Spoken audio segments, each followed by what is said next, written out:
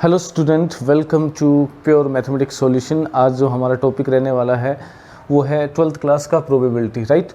अब इसमें हमने 11th क्लास में कुछ फॉर्मूले या कुछ रूल्स पढ़े थे प्रोबेबिलिटी के। इवेंट्स क्या होती हैं, उनका इवेंट का कंपाउंड इवेंट कौन सी होती हैं, द कॉम्प्लीमेंट्री इवेंट्स कौन सी हैं, वो सब पढ़ा है।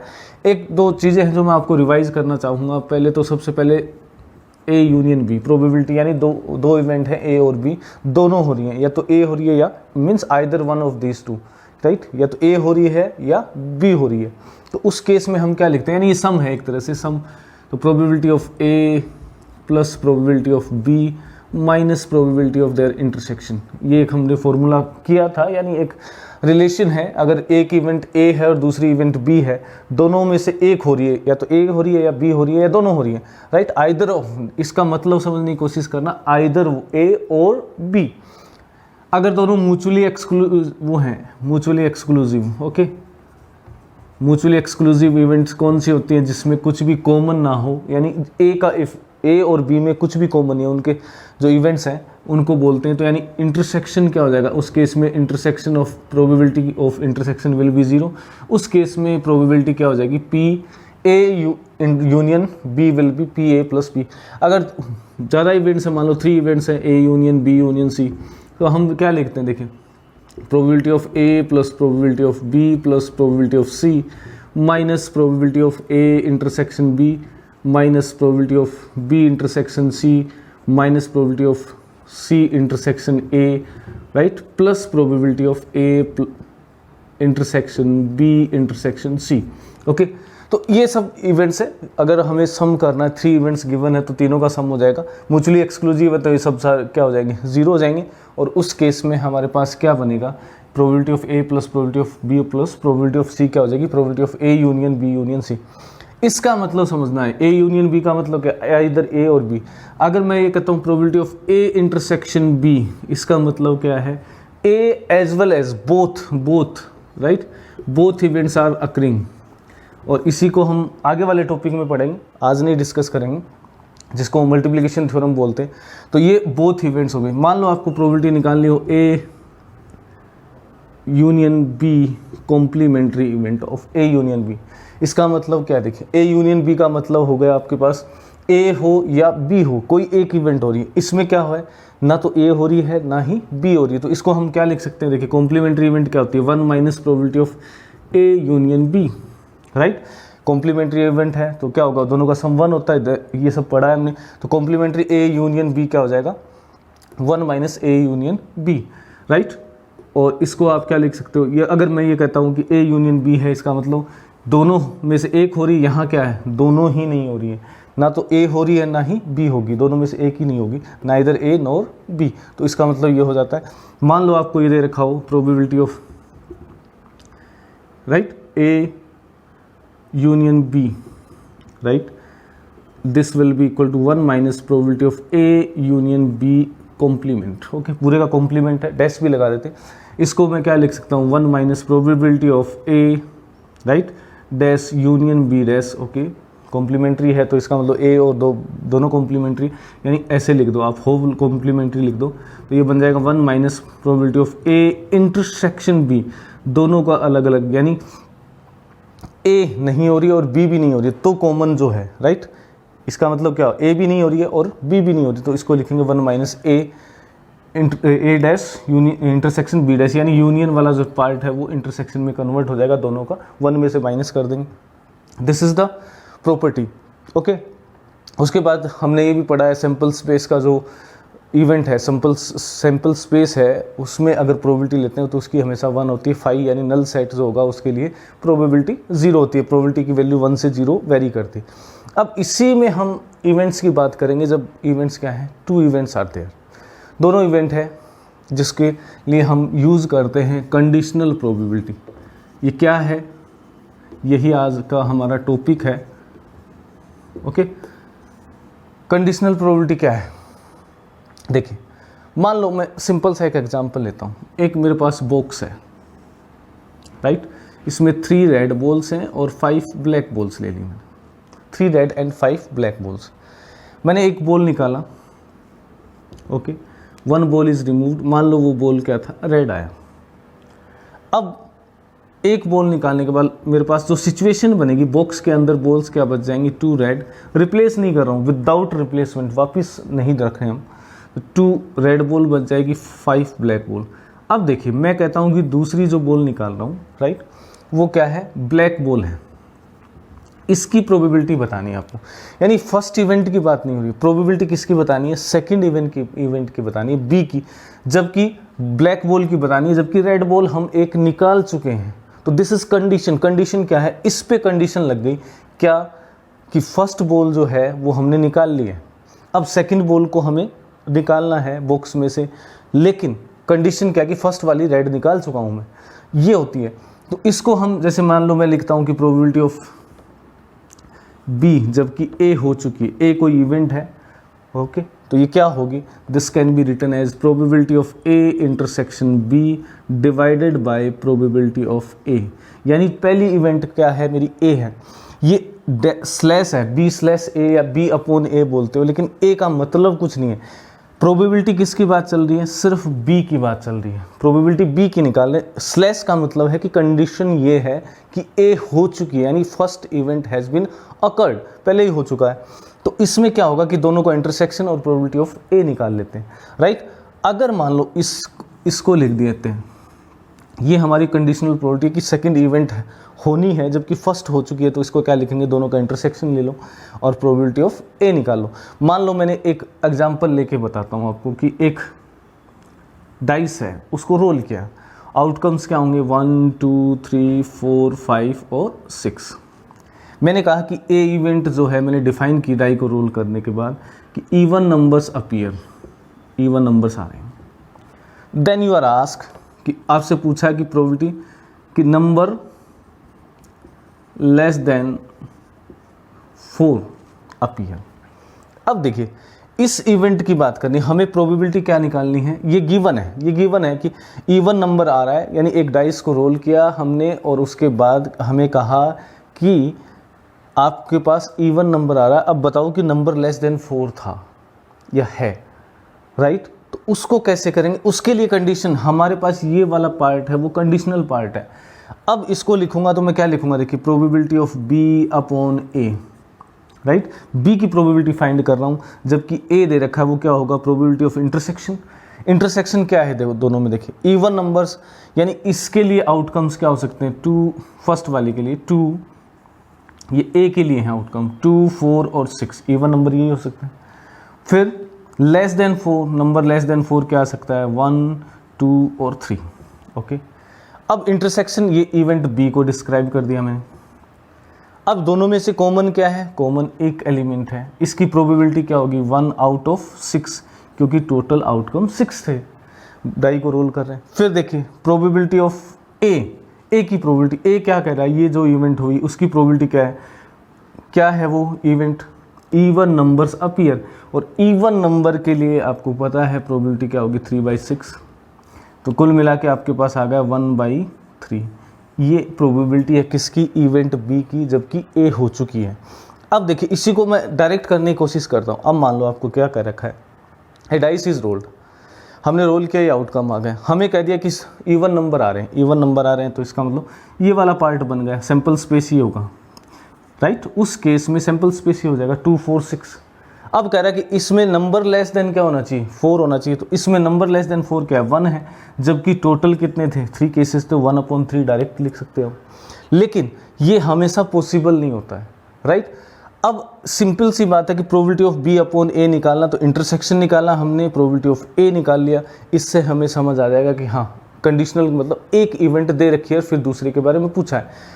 अब इसी को मैं मान लो, इसका कॉम्प्लीमेंट्री इवेंट क्या होगा उसको देखते हैं। देखिए कॉम्प्लीमेंट्री इवेंट क्या बन जाएगा इसका, राइट। ये मान लो आपको से पूछा है कि प्रोबेबिलिटी ऑफ बी डैश, जबकि ए हो चुका है, ए पे डैश नहीं लगेगा। मैंने फिर कहा आपको, ये जो रिप्रेजेंट कर रहा है वो कर रहा है प्रोबेबिलिटी ऑफ बी, जबकि ए हो चुका है। ये स्लैश का मतलब ए हो चुका है, पहले ही हो चुका है। उसमें भी केस होगा जब इंडिपेंडेंट आ जाएगा ना, तो इसका कोई मतलब ही नहीं रहता। अभी मैं एक्सप्लेन करता हूँ, देखिए आपको बी डैश का मतलब क्या होगा, यानी ये किसकी कॉम्प्लीमेंट्री इवेंट है, ये इसकी कॉम्प्लीमेंट्री इवेंट है पी बी अपॉन ए की। तो इसको क्या लिखूंगा मैं, 1 minus probability of B upon A को भूल जाओ थोड़ी देर के लिए। ए का मतलब क्या है, स्लैश लगा हुआ, यानी कि इस पर कंडीशन लगी हुई है, अदरवाइज इसका कोई मतलब नहीं, बिल्कुल बेसिक से समझिए। 1 minus probability of B upon A बनेगा ये, यानी ये दोनों क्या हैं, एक दूसरे की कॉम्प्लीमेंट्री इवेंट्स हैं। कौन कौन सी, बी डैश अपॉन ए, बी अपॉन ए पे डैश नहीं लगा रहा हूँ, ए पे डैश लगाऊंगा तो फिर मेरी एज जो डेफिनेशन है, जो गिवन पार्ट है, यानी जो पहले हो चुका है वो ही चेंज हो जाएगा। उसमें क्या होगा कि इवन नंबर नहीं आए तो इसका मतलब ओड वाला बन गया। फिर कंडीशनल प्रोबेबिलिटी की लेस देन 4 आए या ग्रेटर देन 4 आए, राइट। इसका कॉम्प्लीमेंट्री ये एक्चुअल में क्या है, ये इवेंट है, ये क्या इवन नंबर आ रहा है, नंबर लेस देन 4। इसका कॉम्प्लीमेंट्री क्या होगा, इवन नंबर आ रहा है लेकिन नंबर ग्रेटर देन 4 आ रहा है, number is not less than 4 है, राइट। नॉट लेस देन 4 है तो उस केस में हमारे पास क्या बनेगा, 4, 5, 6 3 केसेस बनेंगे और इसकी प्रोबेबिलिटी क्या हो जाएगी, 1 हो जाएगी। ओके, मैं आपको इस एग्जाम्पल पे लेके चलता हूँ फिर से, दोबारा देखिए इसको। क्या दे रखा है आपको, 3 red 5 black ball. Red ball मैंने निकालनी, मान लो मैंने रेड बॉल वापस रिप्लेस कर दी। क्या किया मैंने, माइनस किया फिर वापस रख दी, तो जो मेरे पास कंडीशन हो जाएगी वो रेड बॉल यहाँ पे 2 ना होके 3 रेड बॉल आएगी, यानी ये वाली सिचुएशन ही वापस आ गई जब ने हमने रिप्लेस कर दिया। तो सेम सिचुएशन अगर आ गई अपने पास, तो यहाँ से मैं ब्लैक बॉल निकालूँ चाहे यहाँ से निकालूँ, कोई इफेक्ट ही नहीं आएगा। तो उस केस में यानी हमने जब रिप्लेस कर दिया, यानी पहले वाली इवेंट होने के बाद सैम्पल स्पेस हमारा एज इट इज़ आ गया, तो ऐसी इवेंट्स को हम बोलते हैं इंडिपेंडेंट इवेंट्स, जो हम बाद में डिस्कस भी करेंगे। इसका मतलब क्या हुआ कि इसको अगर मैं लिखता हूँ b अपॉन ए या लिख दूँ प्रोबेबिलिटी ऑफ b, कोई मतलब नहीं है, दोनों एक ही चीज़ को रिप्रेजेंट कर रहे हैं। कब, जब हमारे पास इसको क्या कर रहे हैं, रिप्लेस कर रहे हैं। जैसे ही मैंने रिप्लेस किया तो सैम्पल स्पेस मेरा सेम हो गया, कोई वो नहीं होगा, कोई प्रॉब्लम ही नहीं हुई। जैसे ही रिप्लेस कर दूंगा तो b अपॉन ए का मतलब क्या था, a हो चुकी, अरे हुई थी a, लेकिन वापस क्या हो गया, a का मतलब ही नहीं रहा। जब मैंने रेड बॉल निकाली उसको वापस रख दिया, अब ब्लैक बॉल आए ना आए उस पर पहले वाली रेड का कोई इफेक्ट ही नहीं हो रहा, राइट। तो ऐसी इवेंट्स होती हैं इंडिपेंडेंट इवेंट्स, जिसपे सेकेंड इवेंट पे फर्स्ट का इफेक्ट ही नहीं हो रहा। जैसे मैं यहाँ करता, मान लो ये इवन नंबर आया, मैंने कहा ठीक है जी कोई बात नहीं, इवन नंबर आने के बाद मैं कहता ठीक है कि नंबर लेस देन 4, ये लिखा मैंने। अब ये कह दूं कि मैं इवन नंबर आया चाहे ओड आया, इसको हटा देता, तो इसका मतलब क्या होता, इसका मैं ये कह देता, ए को पूरा सैम्पल स्पेस ही ले लेता, कोई चेंज ही नहीं होता। मैं ये कहता हूँ कि ए क्या है, इवेंट हुई, नंबर लेस देन 7 आया तो ये 1 to 6 ही आ जाएगा, और फिर कहता हूँ कि बी वी, तो उससे कोई फ़र्क ही नहीं पड़ रहा। ऐसी केसेस में हमें इंडिपेंडेंट इवेंट्स मिलती हैं, राइट। अब इस कंडीशनल प्रोबेबिलिटी को समझने के लिए कुछ क्वेश्चंस करते हैं। बिल्कुल छोटा सा कंसेप्ट समझना है, उसके लिए मैंने 2 क्वेश्चंस लिए हैं, उनको सोल्व करते हैं। देखिए, 3 coins are tossed, right, no problem. Find the probability that all coins shows head. All means तीनों पे हेड आ रहा है। If one of the coins shows head, ये गिवन है, यानी ये हो चुका है कि एक पे हेड आ रहा है, अब तीनों पे हेड आने की प्रोबेबिलिटी फाइंड करनी है। तो देखिए टॉस कर रहे हैं तो टोटल आउटकम तो क्या हो गए, 8 होंगे, 2 पावर 3 टाइम्स कर रहे हैं 3, एक में आउटकम्स कितना है 2 है, दूसरे में भी आउटकम 2 है, थर्ड में भी 2 है, तो टोटल 2 पावर 3 टोटल आउटकम हो गए। This is total outcome, okay, will be 2 power 3, ठीक है। अब फर्स्ट इवेंट को मैं मान लेता हूँ ई और एफ डिफाइन कर लो आप, सिंपल सा है ई और एफ। ई क्या है, पहली इवेंट है, जिसको मैं क्या लिख देता हूँ, 1 coin, आपके लिए ईजी हो जाएगा बिल्कुल। 1 coin shows head, okay, all coins shows head, this is the case. अब इंटरसेक्शन निकालना है। देखिए इंटरसेक्शन निकालने के लिए आउटकम्स का थोड़ा सा पता होना चाहिए आपको। 1 coin shows हेड, कौन सा, फर्स्ट कर सकता है, सेकंड कर सकता है और थर्ड कर सकता है। फर्स्ट पे हेड आए, सेकंड पे हेड आए और थर्ड पे हेड आए, कितने केस हैं, 3/8, 3/8 प्रोबेबिलिटी होगी, टोटल 3 केसेस है। ऑल coins shows 1 केस है। क्या इनमें कुछ कॉमन है, probability of E intersection F क्या होगा, दोनों को कंबाइन कर दो आप, दोनों को कंबाइन इवेंट को पढ़ो। देखिए coin shows head, all coin shows head और 1 coin shows हेड, तो क्या ऐसा केस हो सकता है। Let us write that, sample space लिख के बता देता हूँ मैं आपको। Head head tail, then head tail head, head, tail, tail. Okay, this is tail, head, head, tail, head, tail, tail, tail, head और लास्ट होगा toe. These are the 8 outcomes. Combine करते हैं. One coin shows head, one coin shows head. कितने case हैं one coin के लिए? This are the 3 cases. एक पे हेड आ रहा है, यहाँ पे आ रहा है, एक पे हेड, एक हेड यहाँ आ रहा है, राइट, और एक हेड यहाँ पे आ रहा है. This is the case, 3 cases first event के लिए. सेकंड के इवेंट ऑल 3 एक ही केस है. ये रहा. क्या कुछ कॉमन है? कुछ भी कॉमन नहीं है, यानी इनका इंटरसेक्शन 0 है.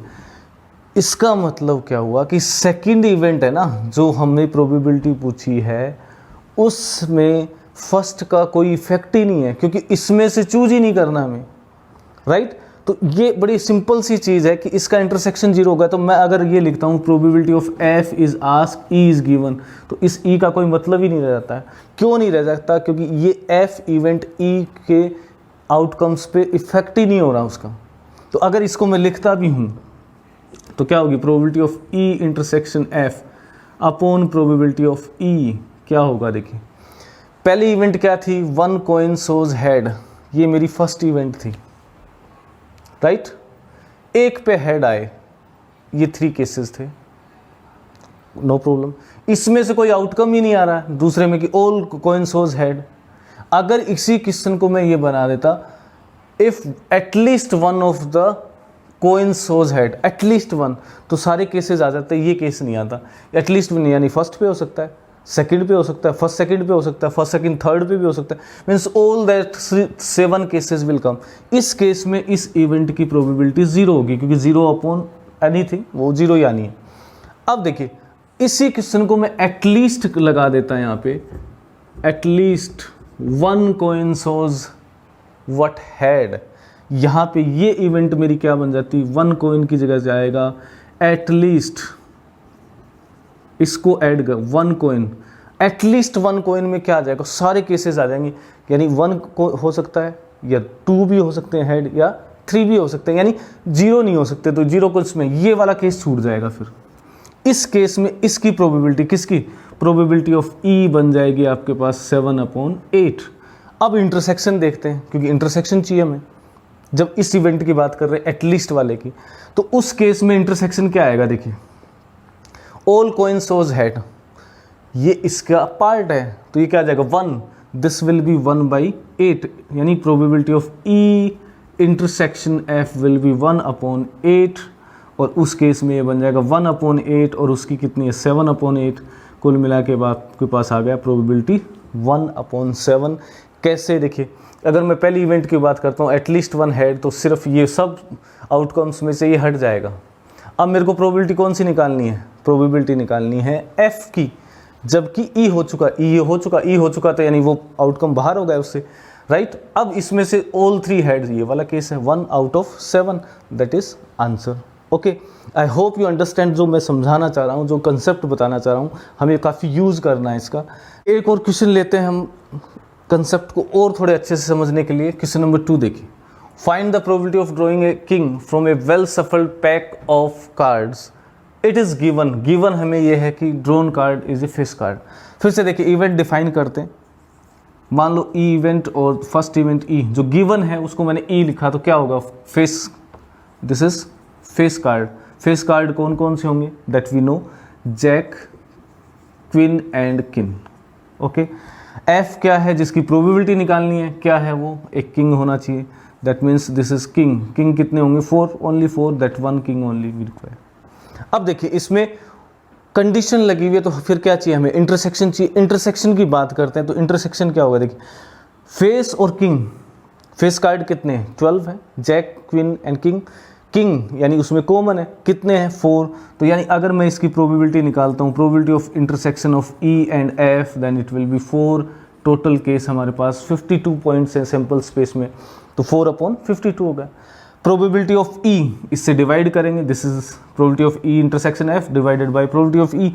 जो इवेंट ई है, जिसको मैंने कहा है हो चुकी है, कंडीशन है, वो क्या है? Face card. फेस कार्ड कितने मेरे पास? 12/52. अगर मैं इसकी प्रोबेबिलिटी निकालता हूँ ई F/E, तो प्रोबेबिलिटी आ जाएगी अपने पास intersection divided by probability of E that is 4/12 1/3। Simple है, कोई प्रॉब्लम नहीं है। अब देखिए इसी क्वेश्चन को मैं थोड़ा सा चेंज कर देता हूँ। मैं मान लो इसको ये कह देता कि इंस्टेड ऑफ किंग को हटा के मैं एस कर देता हूँ। अब देखिए क्या इफेक्ट होगा इसमें, पूरे क्वेश्चन पे effect. Find the probability of drawing S from the well shuffled pack. S की प्रोबेबिलिटी निकालनी है, यानी मेरी जो किंग वाला था उसको एस से रिप्लेस करूंगा, तो जैसे ही मैं इससे रिप्लेस कर दूंगा एस से, तो probability of E intersection F, देखिए क्या कर रखा आपको, फेस कार्ड और एस। यहाँ पे फेस कार्ड और एस क्या बनेगा, हो ही नहीं सकता क्योंकि S is not a face card, तो कॉमन नहीं आएगा। उस केस में इसकी प्रोबेबिलिटी 0 हो जाएगी, यानी उस केस में कंडीशनल प्रोबेबिलिटी जो होगी वो 0 बन जाएगी, right. P E upon F upon E will be 0 in that case, वो सिंपल सा 0 हो जाएगा। क्यों, रीजन ये है कि दोनों में कुछ कॉमन ही नहीं होगा। और देखिए अगर मैं इसी एस को कह देता कि ये ब्लैक है, या ब्लैक किंग निकालना आपको, ब्लैक कलर का। अब ब्लैक कलर का निकालना है तो इसका मतलब यहाँ थोड़ा सा चेंज हो जाएगा। इस केस में क्या बनेगा, देखिए फिर से डिफाइन करते हैं ई और एफ। ई क्या है, फेस कार्ड। फेस कार्ड कौन कौन से, जैक, क्वीन एंड किंग। ये भी कौन से हैं, red, 2 red 2 black, king queen 2 black red 2 black, king is also 2 red 2 black. Okay, total कितने हो गए, 12। अब देखिए एफ क्या दे रखा है आपको। इस केस में जब मैंने कहा black, that is black, particular कर देना आपको, ब्लैक किंग। अब ब्लैक किंग कितने हैं, ओनली 2 ब्लैक किंग होंगे, 2 किसके होंगे, रेड कलर के, राइट। तो इसका मतलब क्या हुआ, हमारे पास probability of E intersection F कितनी आ जाएगी, 2/52। 2 पॉइंट, ये जो पॉइंट्स हैं वो 2 ही कॉमन होंगे ब्लैक के केस में, या रेड कह देता मैं तो भी 2 ही होंगे। और फिर प्रोबेबिलिटी ऑफ ई जो हो चुका है फेस कार्ड की, तो उतनी है 12/52। और प्रोबेबिलिटी ऑफ एफ जबकि ई हो चुकी है वो क्या बन जाएगी, 2/52 डिवाइडेड बाय 12/52, जिसको मैं क्या कह दूंगा 1/6। 52 कैंसिल होगा, 2/12 को 1/6। अब देखिए अगर मान लो मैं इसको डायरेक्ट करने की कोशिश करता, इसको यूज ही नहीं करता, तो देखिए क्या होगा। एक वेल सफल्ड पैक है, 52 कार्ड्स हैं, उस 52 कार्ड्स में से हमारे पास क्या है, फेस कार्ड लेने हैं मेरे को। तो फेस कार्ड मेरे पास कितने आ जाएंगे, सिंपल सी बात है, फेस कार्ड मेरे पास 12 होंगे, यानी बाकी कार्ड्स को हमने छोड़ दिया। इन 12 फेस कार्ड्स में से क्या करना है आपको, ब्लैक वाले किंग निकालने। अब ब्लैक मेरे पास 2 हैं, टोटल 4 थे, ब्लैक कितने 2, यानी इन 12 में से कितने निकालने 2, तो उसकी प्रोबेबिलिटी क्या होगी 2/12, ओके, दैट इज 1/6। अब देखिए ये डायरेक्ट हम निकालना इसलिए बता रहा हूँ क्योंकि हमें मल्टीप्लिकेशन थ्योरम ऑफ प्रोबेबिलिटी जब हम करेंगे वहाँ पे हमें इसकी ज़रूरत पड़ेगी। हम डायरेक्ट कैलकुलेट करेंगे ताकि मल्टीप्लिकेशन थ्योरम में हम इसका यूज़ कर सकें। वो हमारा नेक्स्ट वीडियो होगा, चैनल पे बने रहिए। Thank you for watching.